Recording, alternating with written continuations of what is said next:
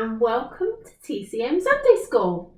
Now we're a little bit low down today because we're about to play a game, so you've joined us at the perfect time because Milo and I have set up this game and it's a hiding game, Milo, okay?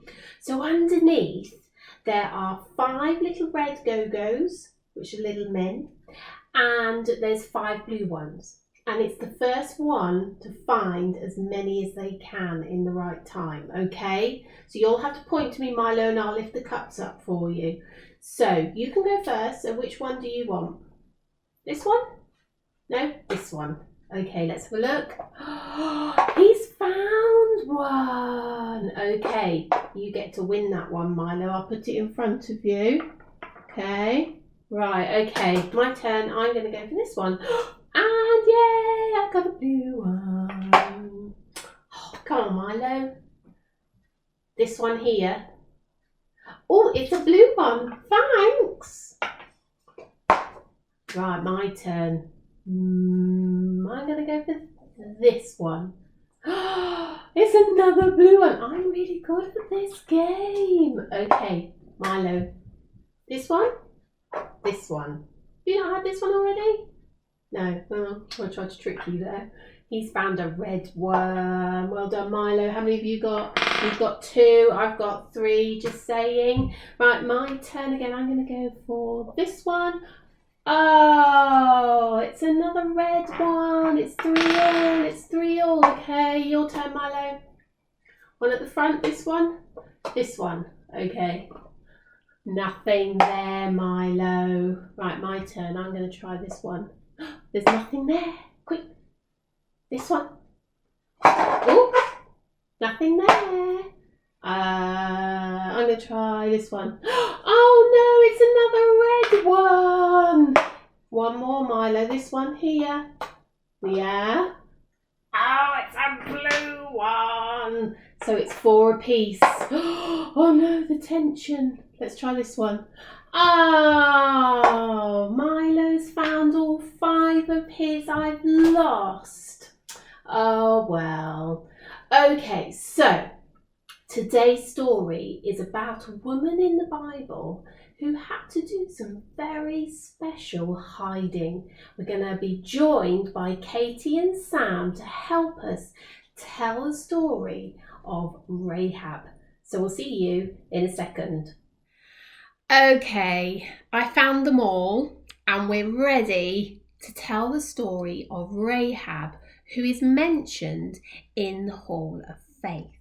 Okay guys, so you need to help me out with this story. I've got the story here in front of me and we're going to try and tell it together so that these guys out here can get a good grasp of what happened to the story of Rahab. Okay, are we ready? So, there was a young woman called Rahab, and she lived in the city of Jericho. Here's Rahab. Oh, sorry, Katie, nearly covered you all up there. There we go. There we go. How's that? All right.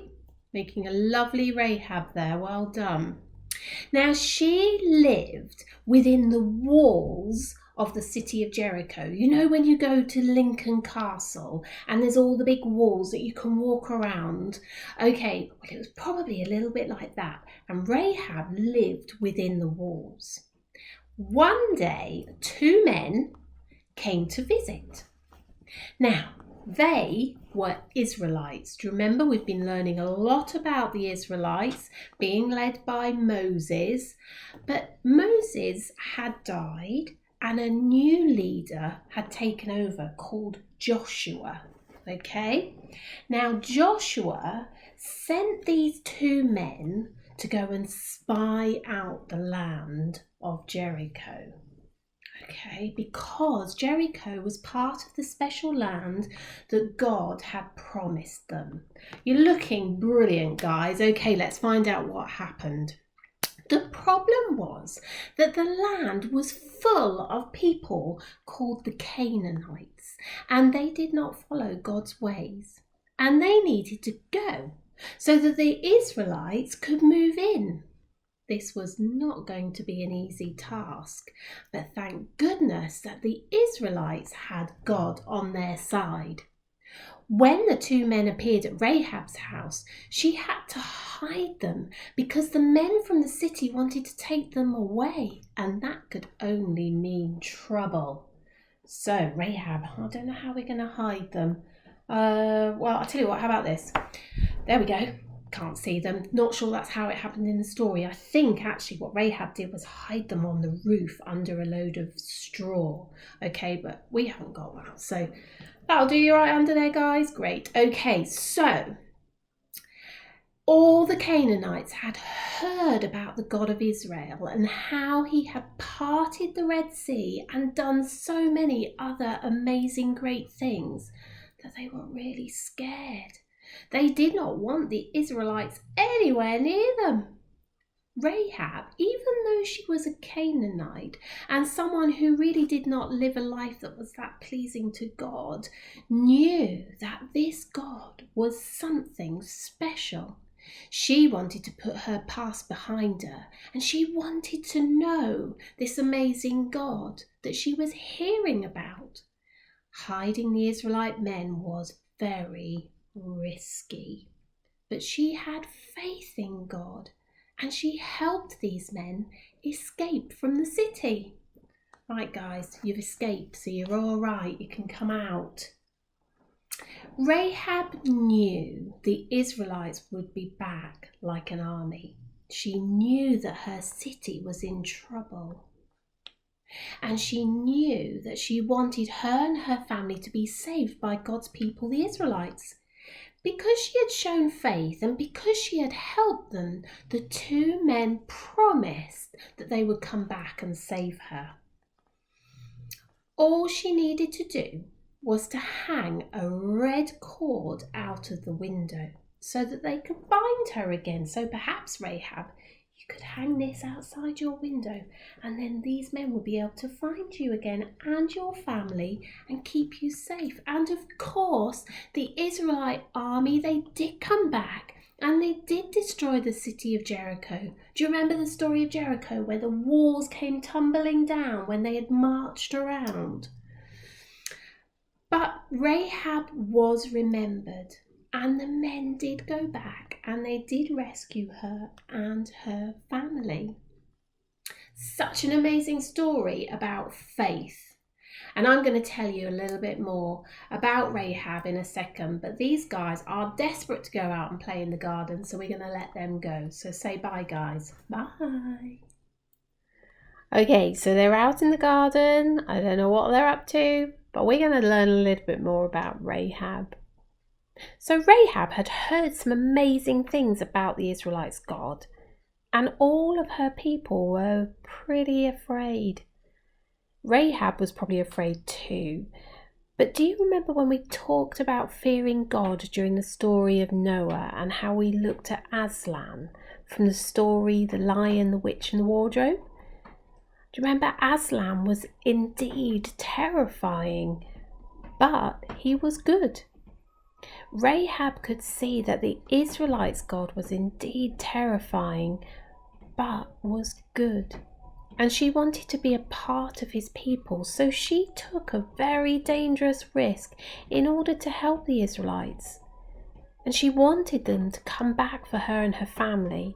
We read later on that she did indeed become part of the Israelite community. She married one of the men. But more amazing than that is that she is in the family line of Jesus, God's rescuer.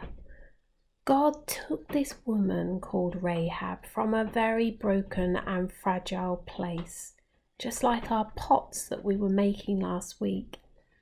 And he used her to bring about something amazing, just like the treasure inside those pots. And this was a demonstration of God's power and his love. So all these heroes that we see in the Hall of Faith, they have something in common. They choose to look to God. They don't look at the circumstances and the overwhelming things that are going on around them. Instead, they choose to look to God. They choose to look to his strength and not their own. I read something this week that was really helpful to help us understand about faith. Listen to this. Faith is looking away from ourselves and looking to Jesus. The answer is not to have more faith, it's to have more Christ. We need Jesus. We need him to help us in everything in our lives. None of our heroes that we've looked at over the last few weeks trusted in their own ability and strength. They looked to God. They knew that he was the one that was going to provide everything that they needed. Can you do the same? Can you have faith in Jesus? I know it's helped me, and I pray that it was going to help you too. So that's all from now, and I'll see you next week. Bye.